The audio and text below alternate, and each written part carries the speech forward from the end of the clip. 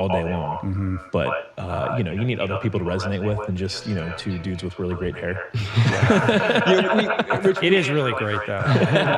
We didn't want it to be the Josh and Ryan story, right? Like the first film, Minimalism, it was sort of exposing people to different ideas of intentional living, different areas of minimalism. There were minimalist architects in there, Buddhists, etc. In this film, we didn't want it to just be, oh, Josh and Ryan tell their story. But it sort of circled around that initial story of us, but we brought in some experts, but then we also had those 30 of those everyday minimalists. So we wanted all these different perspectives. You probably noticed the diversity in the film, but it's not just like an ethnic diversity. It's like we have a 17-year-old and a 70-year-old in the film. And all we did was we put a call out and said, hey, does anyone have a story about how they've been affected by our first film and they've simplified their lives, and how did that work out for you? And we just started bringing those people into the film. Right. Yeah. So taking it back, you have this experience in the wake of your marriage dissolving and your mother's passing, where you decide that you're gonna basically change your lifestyle top to bottom. Yeah. You get rid of all this stuff. You have that lights going on experience. You seem lighter in your shoes. I assume you're still at the job at that point, but you were just showing up with a little bit of a bigger smile. Yeah, I was doing a better job setting expectations. So we were on call like doctors, but I wasn't saving anyone. I couldn't even save myself. And yet I had to answer the phone at 10 p.m.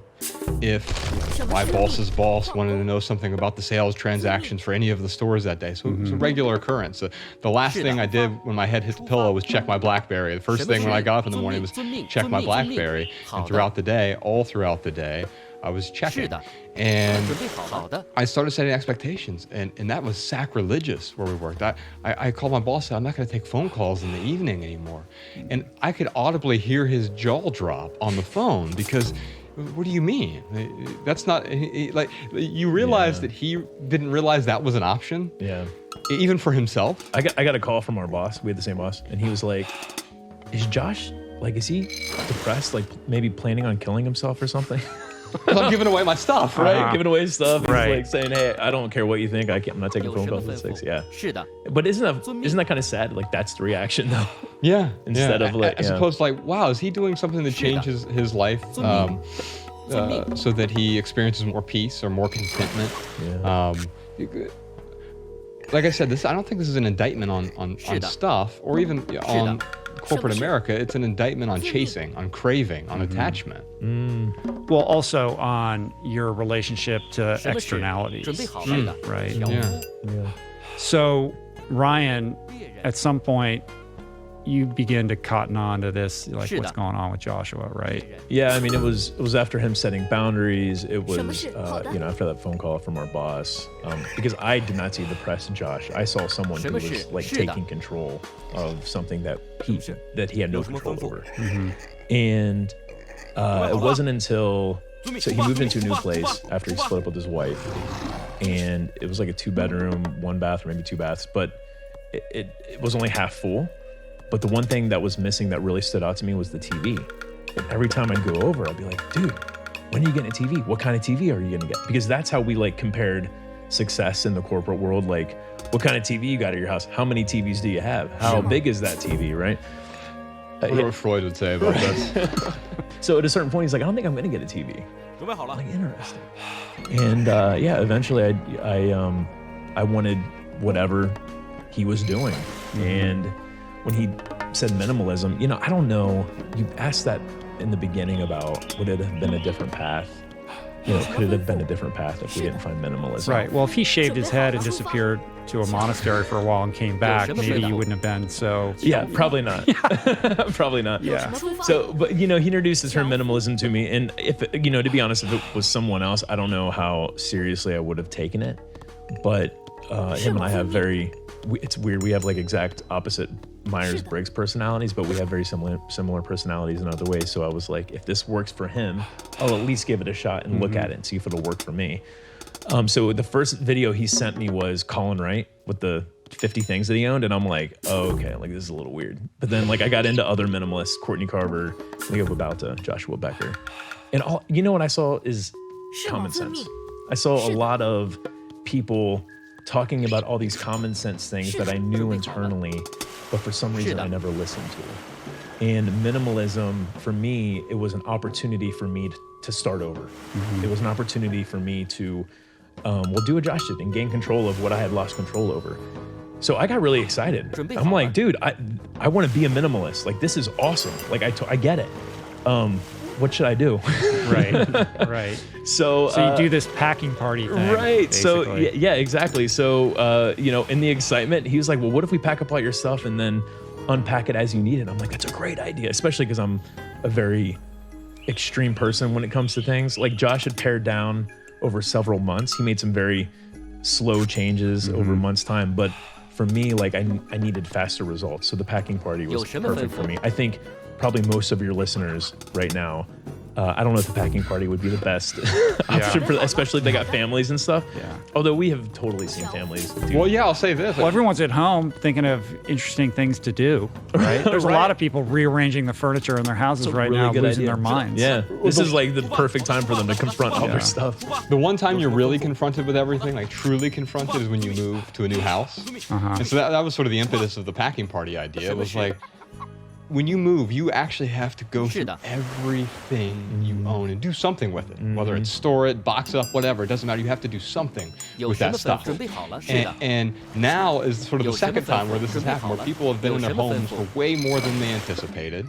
And we thought at the beginning, it's like, people were like reaching out to us like, hey, you guys, you're probably upset that you got rid of all that stuff, aren't you? Now that you're stuck at home. And I'm like, yeah, the broken waffle iron is really, I'm missing that right now, right? Yeah. Like the third bread maker that I got as a wedding gift. And so anyway, that packing party, we've had dozens of people do. In fact, we have a book coming out next year called Love People Use Things. It's like the whole sort of synopsis of our message. And in that book, we had 47 different families do a packing party. So it may seem radical, but it's not so radical that we've had a lot of people do it. Yeah. The idea being you pack everything up and then you slowly unpack and deliberately decide which items you actually need to use, and the rest gets donated or sold. Right. Yeah. I mean, Josh had asked me, he's like, what if you unpack things as you needed it? Like, that would really help. And I'm like, yeah, it's a great idea. That's what we should do. And so you can imagine, my clothes for work, bed and bed sheets, toothbrush, so forth and so on. But I'll tell you, the packing party, it was something to like change my state, but I honestly didn't realize how powerful that was going to be until it was over. And I was confronted with all my things. And the biggest revelation was I had this dream of retiring early, but I had like very little retirement, very little in my retirement accounts. But here I saw tens of thousands of dollars that I wasn't using, worth of stuff. And I'm like, I could probably be sitting in my retirement account right now. But I remember going to Josh, I'm like, dude, we have to do a website and talk about this packing party, because this is something. So that was the original impetus to start the blog. Yeah. It started 10 years ago yesterday. I know. I saw on Instagram your 10-year. You bet you guys have been doing this for 10 years. 10 years. Unbelievable, man. Yeah. How do you?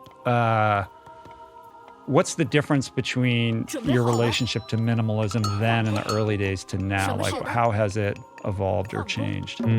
I think it's changed quite a bit recently. I've become more allergic to the sort of how-to side of things. I've never been a giant fan of it, but I've realized that it's actually, before I was somewhat neutral on it, it just wasn't for me, but now I think it's often a problem.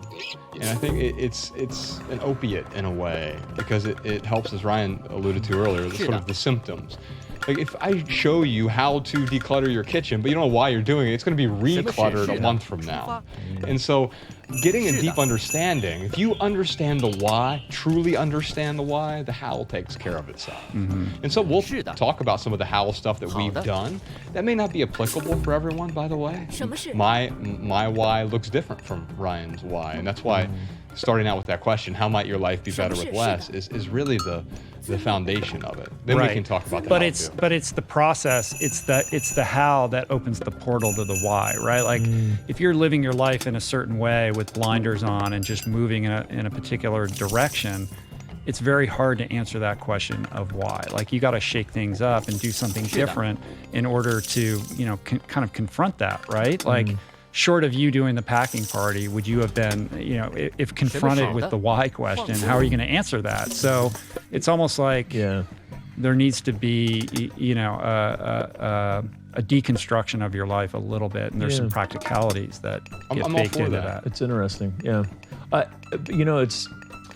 It's almost like the why was so much in my face at the time of how miserable I was. It was like, but also you're holding on to it so hard because your whole life has been invested in that. Yeah, but if it wasn't for that amount of, or that level of stress and discontent and depression, I don't know if I would have. Right. Because the problem is sometimes pain is the lever. It's the ultimate lever. Yeah, and comfort is like, I don't know. Comfort to me is, don't get me wrong, I like being comfortable, but it's fuel for denial. Absolutely. Yeah. Well, the thing I look at with Ryan, I think Ryan's actually the perfect example of, if you understand the why, the how takes care of itself. No one gave him a how-to. There was not a prescription for a packing party ever. Like it didn't exist, right? What did exist were a bunch of decluttering tips and other things that we had seen for decades and never paid any attention to, because that's not that compelling. It's compelling in the moment at the checkout line, the same way candy is appealing at the checkout line, right? But it's not nutritious in any way. And so when Ryan truly understood the why, like, I don't feel at peace, I feel chaos. Let me sort through this. Let me not fix it, because nothing is fixed, right? There's always change, right? It's not about fixing something. It's about addressing the problem. And I think that's what the packing party did. It was the impetus. Now, we talk about the how, but you can, Ryan always talk about how what we share is like a recipe, and you can sort of tweeze out your own ingredients and create your own version of it, adjust for taste. Yeah. So how long after this packing party and this decision to write about these things before you guys are no longer working at the corporation, right? Like I know you got laid off. I got laid off, yeah. Months after Josh. Josh technically got laid off too. I laid myself off. You did? Yeah. It was, well, they came to me, so this was 10 years ago as well. They came to me right before Christmas, said, hey, as soon as we close, or as soon as we finish out the holiday shopping season, which, by the way, we've turned the holiday season into a shopping season. Think about that for a moment. But they said, as soon as we do this, I need you to close 8 stores and lay off 42 employees. I'd done this a bunch of times. It was never fun, but it got easier over time. So I laid off a bunch of people and fired people. It wasn't that big of a deal. But then with this new perspective, I had been simplifying my life that entire year. They said, you got 2 weeks to put together this plan, give us the 42 names that you're going to lay off. And so I went home, and within 2 days, I was putting the spreadsheets together. But looking at the spreadsheet was like looking at a rainbow in black and white, in grayscale, right? Because these are just names and statistics. And I get that's how you're going to make a decision like this. But these weren't just names. These were husbands and fathers and daughters and mothers, and these were people. And my livelihood was in their hands, and I knew that like there was some sort of discontent. But at that point, I realized the corporation we were at no longer aligned with my personal values. And so I turned the plan in. My name was the first name on the list. So you really did lay yourself off. Yeah. Wow. And I didn't have a plan. I just had reduced my bills so significantly, living in Dayton, Ohio, $500 a month apartment. And I was like, you know what? I'm going to try this writing thing out for a while. There's a coffee shop in my neighborhood. They actually end up in the documentary. Press, yeah. And I said, I'll just work there, and I'll have enough money to pay my bills, and I'll write for the rest of the time. I wanted to write fiction initially. Thanks to Ryan, this was a beautiful accident in a different direction. Right. So you guys start meeting at press. You start working on this blog. Yeah. I mean, that's what we did for the first year. Right. We just wrote on the blog and put our thoughts out there. Was there a moment, like a tipping point moment with the blog, where you're like, wow, like this could be a thing. Like we could actually craft a vocation around this. Tipping point? I think for me, it's the San Francisco event. It was before that. It was before that. Okay. Yeah, for me it was Leo Babalta shared something that we did, And I was reading his blog back then too. I mean, Right. that was like everyone was reading his stuff. And we had like more people show up in one day. It wasn't a lot of people. It was like 9,000 people or something. For me, it was like, oh, we haven't seen. So we talk about this in the film, how like 52 readers that first month turned into 500, which turned into 5 million or whatever. And so there was a moment there, but around that same time, it was like, hey, you guys are the minimalists, aren't you? Did you write a book about minimalism? And it's like, oh, I guess we should do that, huh? We are the minimalists, yeah. And so we did. We put out a book. At the time we just self-published a book at the end of our first year, and we went on tour. But it was really just we went around the country to coffee shops and it made me realize, like, oh, if we can get 8 people to show up and buy a book. Most stops were like, 2 to 8 people. Yeah, if we sell 10 When you're books, living minimally, you don't need much, right? No, exactly. Feed yourselves. We can sell 10 books. then we have a place to stay for the night. If not, then we just sleep in Ryan's Toyota Corolla. Right. And that's how it worked out for us. Yeah. Well, the first movie did such a great job at spinning that yarn of you guys going on the road and showing up at places, and 3 people would show up, and then slowly a few more, and you see the build. But it's the grittiness of the early days that was so fun. I'm just thinking about that South by event in that minimalism documentary, because I remember being so excited for that South by Southwest event. Like, we made it. Right. We finally. It's a buddy movie road trip on, like a Wizard of Oz movie with South by Southwest being you guys going to meet Oz. And I was thinking this was like, the apex of our journey. Like, we were at South by Southwest. And then 3 people showed up to our tower. And they're like on their phones. Yeah. And by the way, That's it's so 8 a.m. great. on a Sunday morning. Oh my Ryan's goodness. trying to talk about living with less. Hi, everybody. Yeah, that was great. Lanyards. This big room with 3 people in it. Well, that movie's so well done, and I have to imagine that had to be life-changing in some regard. I think it's most people's introduction to your work, because Netflix put it right out front and so many people watched it. The first question I have about that first movie is, how did you connect with Matt D'Avella? Because Matt D'Avella, he's had his own crazy trajectory, blowing up on YouTube and being this massive creator on that platform. 100%. He's all grown up. We connected with him on know.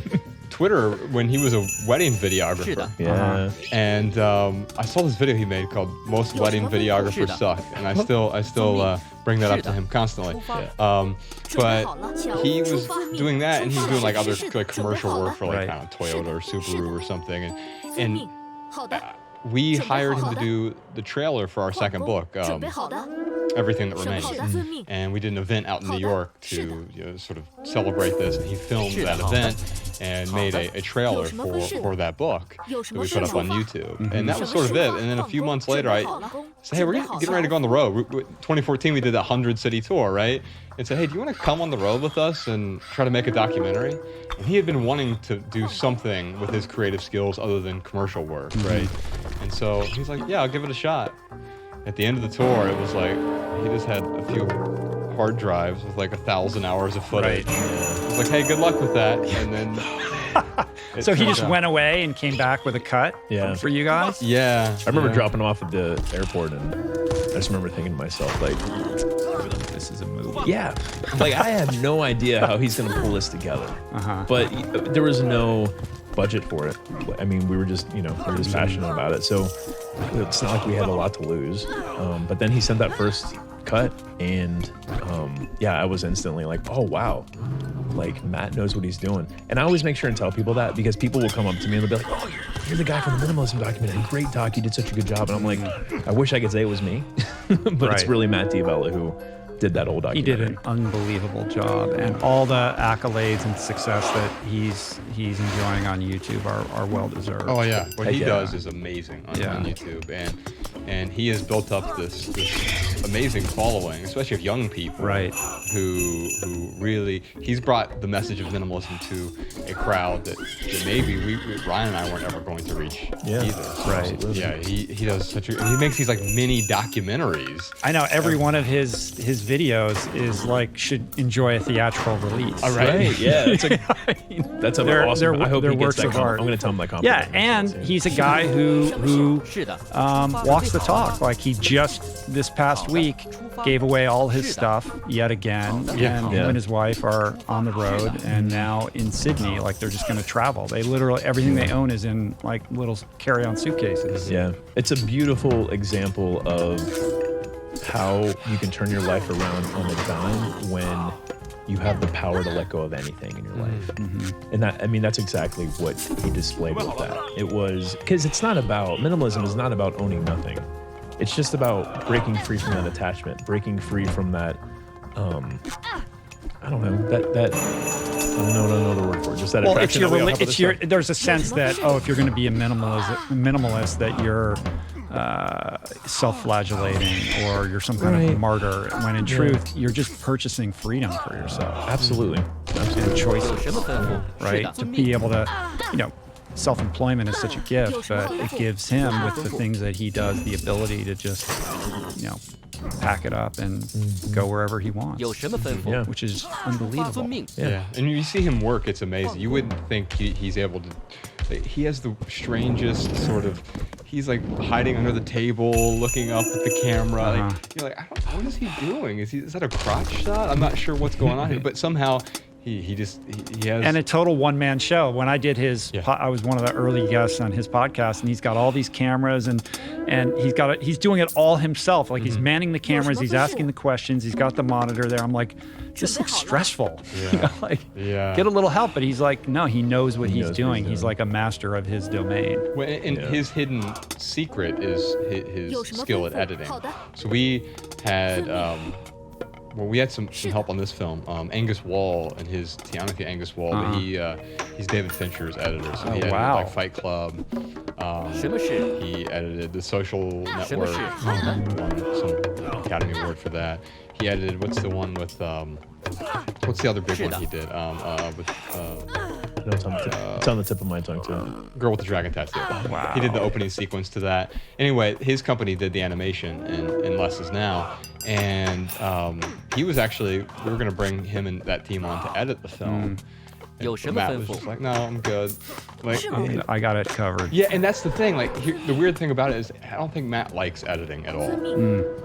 But that is his hidden. Like, he's the Mozart of editing. And he, even like when we went from like fourth cut to fifth cut, Angus saw it and he was like, this looks like it went through 60 different cuts. Right. So, kudos to him. So the movie explodes, and you guys kind of ride this wave. You have the books, and you started the podcast. You're now 10 years into this thing. You've got millions of people all over the world that care deeply about the things that you talk about. And what's really cool and compelling about this platform that you now manage is that it's completely audience supported. Like you start all your podcasts, advertisements suck. And you have this population of people that adore you and basically, are willing to subscribe to your wisdom. And you've been able to craft out making a living off of this for a decade. Most of what we do is free and available to the public, right? And there's a small portion where we sort of dive deeper. And our private podcast is on Patreon, and we do have an audience that supports us there.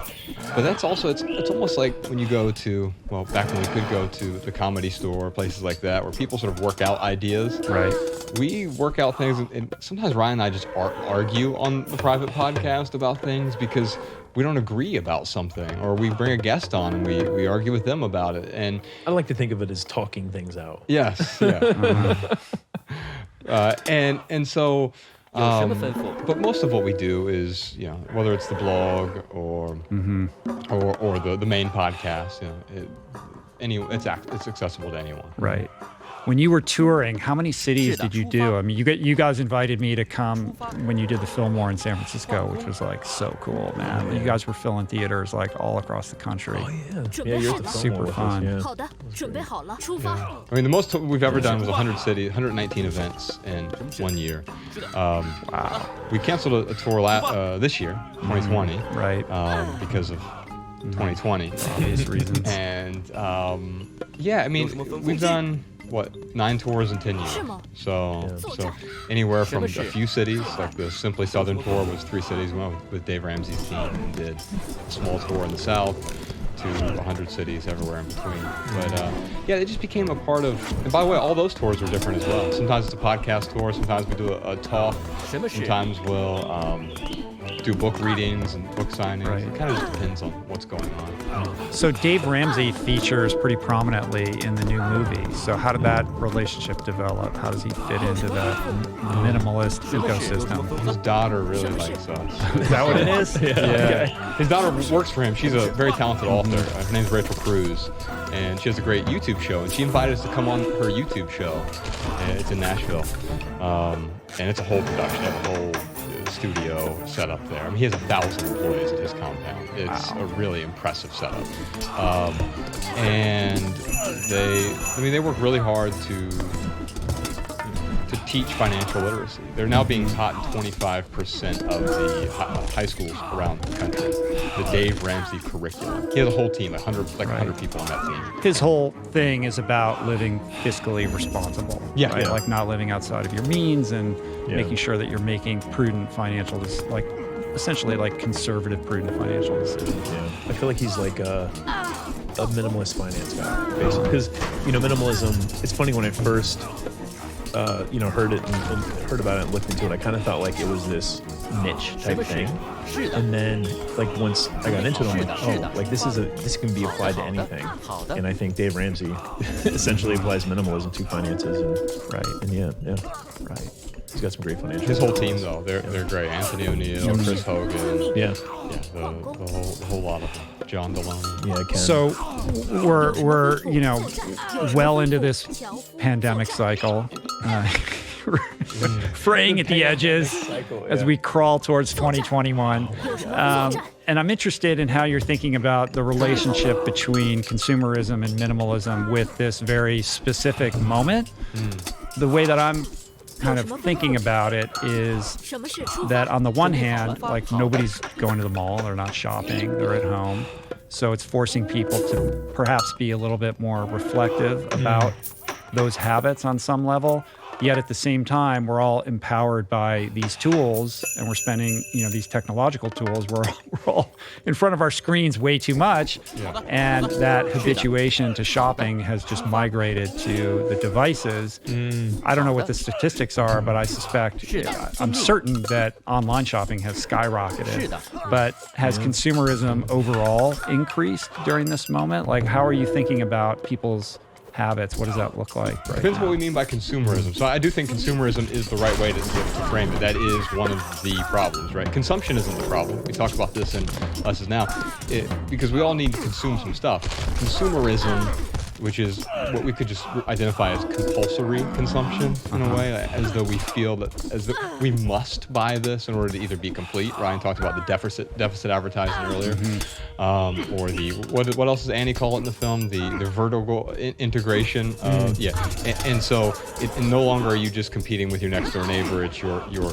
Yeah, talk about that. That's a really fascinating, important idea, I think. So here's the new problem. Consumerism is one problem when we relate that to stuff. Materialism is really that. The other side of consumerism is distraction, I think. And so the thing that Ryan and I would say is scrolling is the new smoking.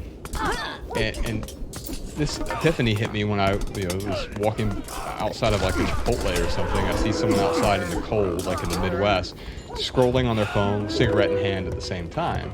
And it's not to judge that person, it's to see myself in that person. Like I don't smoke, but like I could see, my habits are showing, right? And it's not just the smoking. Now, 50 years ago, everyone sort of casually puffed cigarettes. We'd be at this table right now just smoking, talking, right? Be a cloud. But you did that now, it would seem nutty. If I just lit up a cigarette right now, you wouldn't know how to respond to that. The only person who can do that is Dave Chappelle, by the way. But besides him, like it would seem nutty, and yet it doesn't seem that strange. It would because of the three of us. But at your average setting, if I were to pull out a phone and just check it really quick. But it's just as bothersome in many ways. It's secondhand distraction. And so I think over the last decade in particular, what we've seen is a lot of new ways to distract ourselves. Ryan and I distracted ourselves back in the oddies and in the late 90s with stuff. But now the distractions are digital, and they're right there, and they're more enticing than ever. the same thing happens, right? In the material world, it was high-paid demographers, statisticians, marketers aggregating your eyeballs onto their product or service. Now, since you're the product, it's aggregating your eyeballs onto the product and service to sell you products and services. And so in a weird way, a dystopian way, it elevates the problem. It amplifies the problem. Right. I mean, without a doubt, and this is subject matter and terrain that movies like The Social Dilemma go into at length. It's not just enticing. It's truly addictive, and it's designed to be that way. The revelatory idea that I had not thought about before until I saw your movie was this idea of the kind of exponential expansion of keeping up with the Joneses, right? Like this consumerist impulse originally derived from, perhaps something genetic within us to try to, keep pace with our neighbors. So-and-so's got that refrigerator or that car, like I've got to get that too.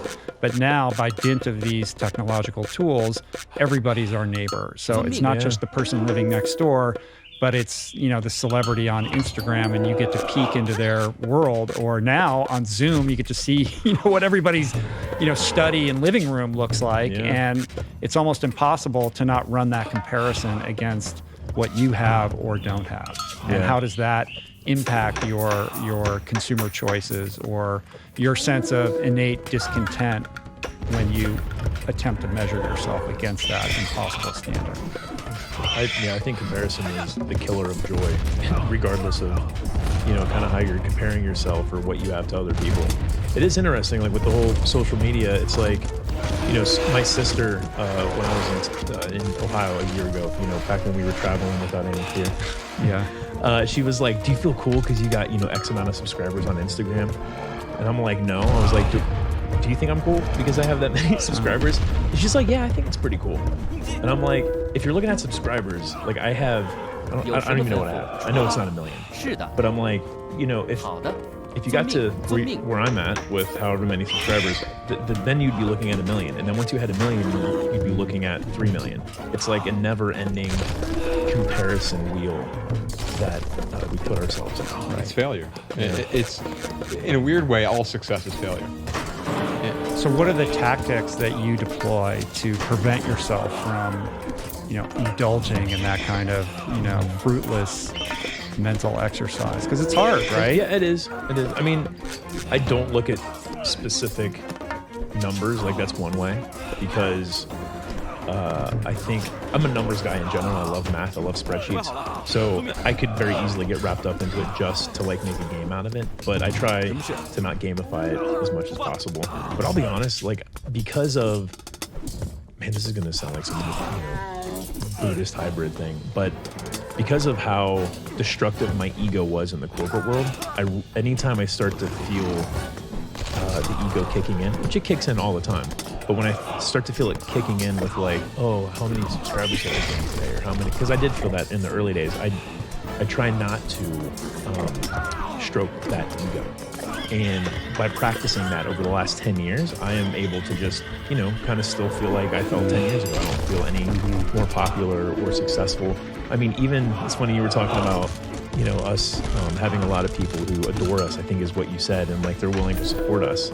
And I appreciate those people so much, but like hearing you say it, like my ego is like, oh wow, that is amazing. We do have all these people who adore us and who will support us. But yeah, so, like I guess just to reiterate, like when my ego starts to get out of control, I will try to like put it in check a little bit, because ultimately when I know if I ever start to play that game, it'll never be enough. Yeah, I don't have any tactics. You guys aren't getting into Twitter spats and things like that. Like you seem to just, I can tell by the way that you share your content online that it's kind of at an arm's length. Like you make sure that your stuff is being shared, but you're not, in there, going back and forth with people and stuff like that. A healthy detachment. I'm not the Buddha, right? Like the Buddha would be non-attachment, right? But not needing to be,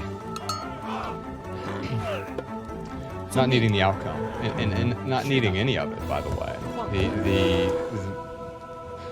By being detached, you realize that this is going to sound like a value judgment, but it's not. It's all a scam. It really, like, who cares? Like, it's all ego. Even, by the way, what have I changed my mind about recently? Helping people. I don't want to help people. Let's be honest. Like, helping people, that's just my ego saying I want to help people. Now, I feel it still viscerally because I've programmed myself. You will be externally validated if you say that out loud. Right. It's my, no. But maybe the truth behind that is, well, I want peace. I want to speak the truth. And if that helps some people, that's wonderful. If it doesn't, it can still be wonderful. I don't need that, because once I become attached to needing to help someone, it's a different type of prison. It's a well-decorated prison cell, but it's still a prison cell. You can help people for selfish reasons though too, because it makes you feel good. It actually makes it gives your life a little bit more meaning, and it builds self-esteem. So even if your impetus, your impulse is selfish, it's still a good thing to follow through on. Yeah. And by the way, I'm not saying that helping people is good or bad, right? It's not and also not helping people is not good or bad by default then, right?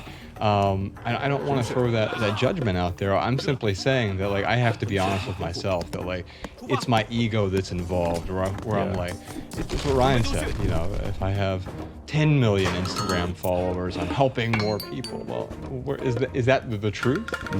Or is that just a statistic? I feel like there's two interesting things happening right now, which is the undeniable rise of popularity around minimalism and related ideas. Like, there is a groundswell of people who are feeling disconnected and dissatisfied in a way, and are discovering this way of living that is giving their lives greater meaning and purpose.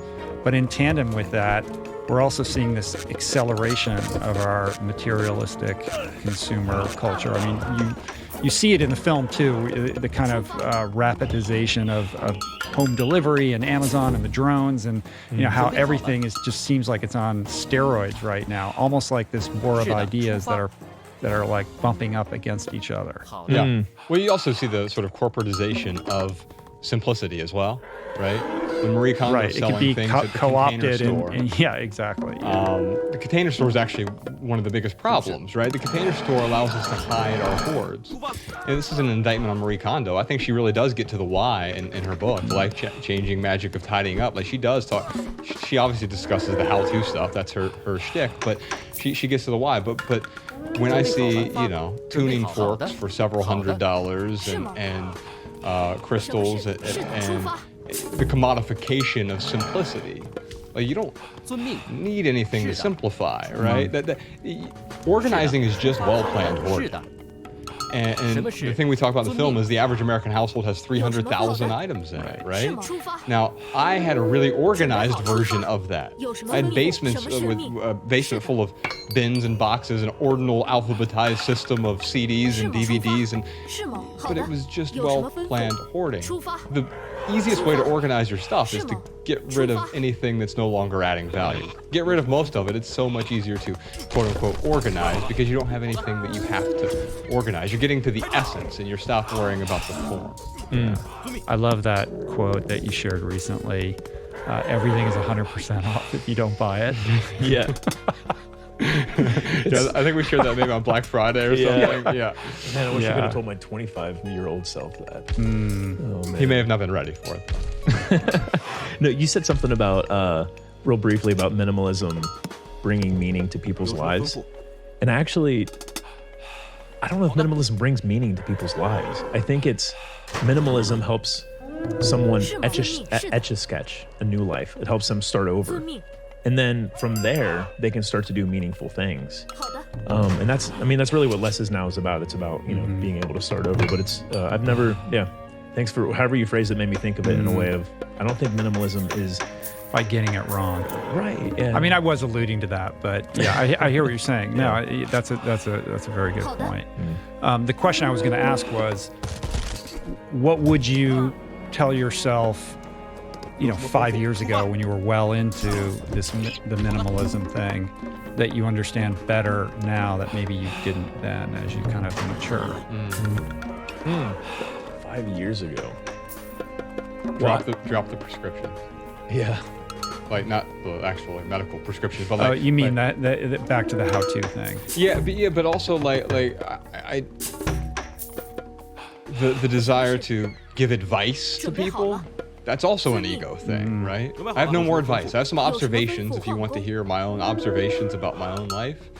But even then, going back and giving advice to my 35-year-old self would be almost counterintuitive. Now, if I could show him some things, it'd be the piece that's related to letting go of some of the attachments, because I think Ryan and I, we picked up new attachments along the way, especially when that film came out.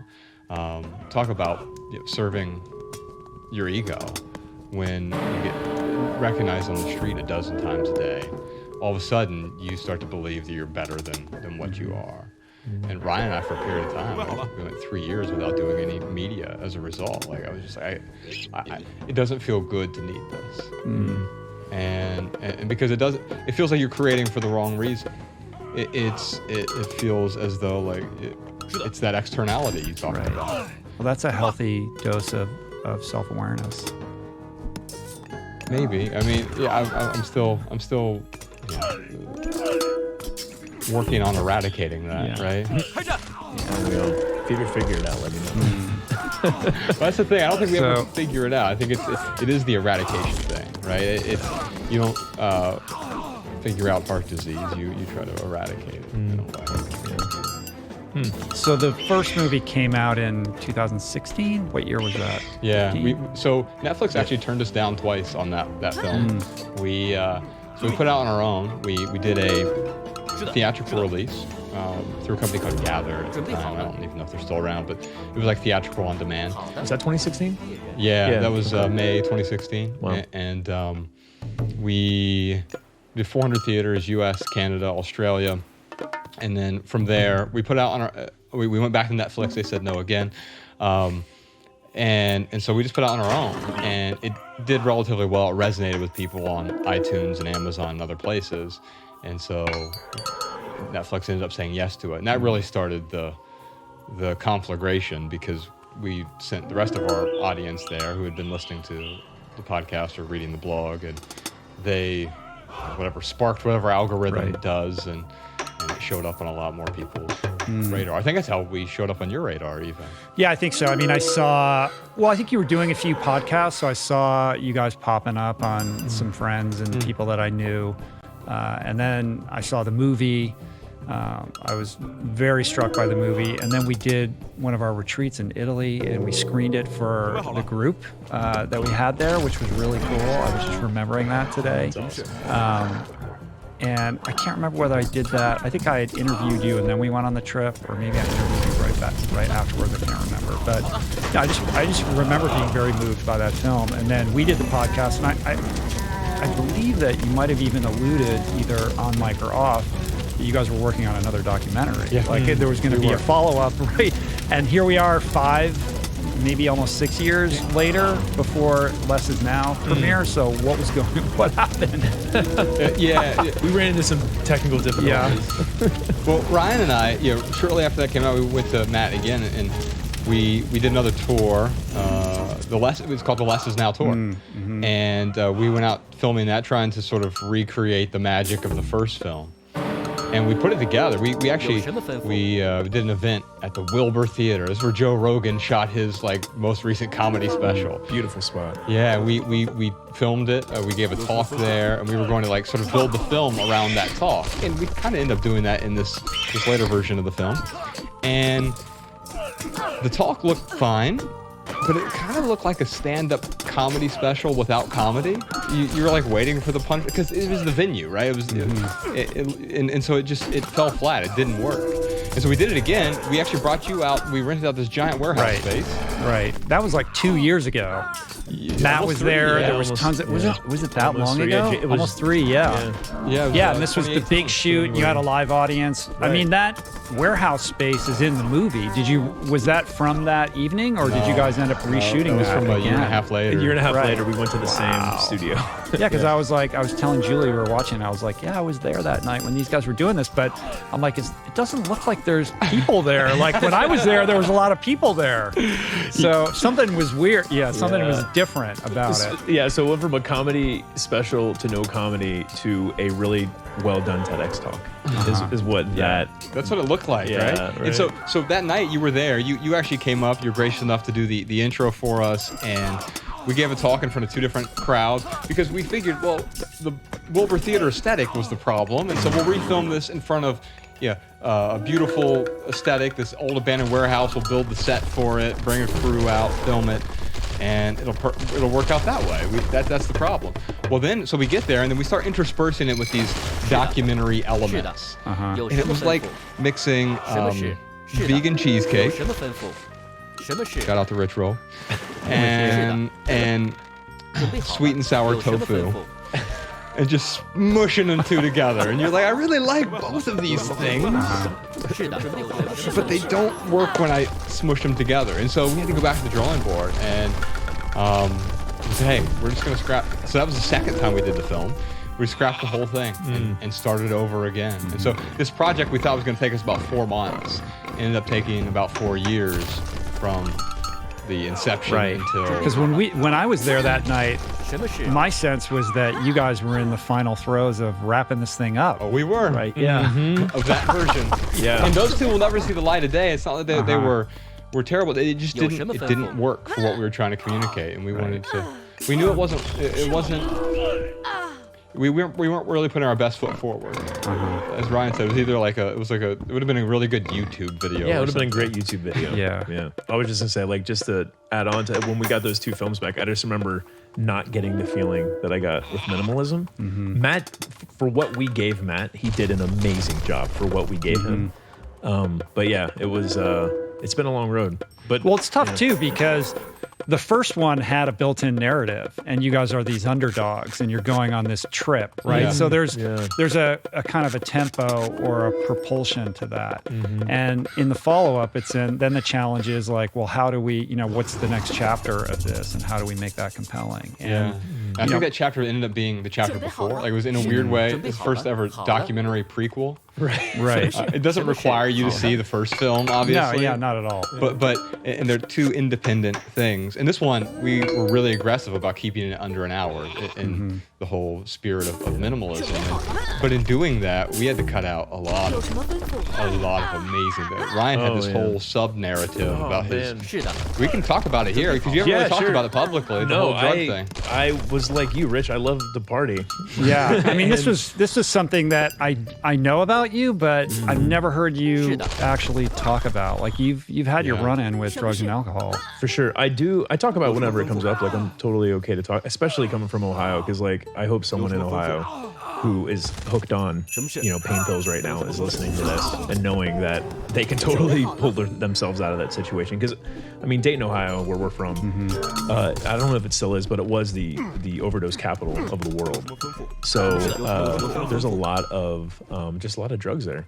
But yeah, to Josh's point, there was this beautiful arc in the film that we couldn't put in there that I really tried to get, and Matt tried to put it just didn't work, but it was about kind of going down that road and what pain that caused me and how I was able to kind of start over.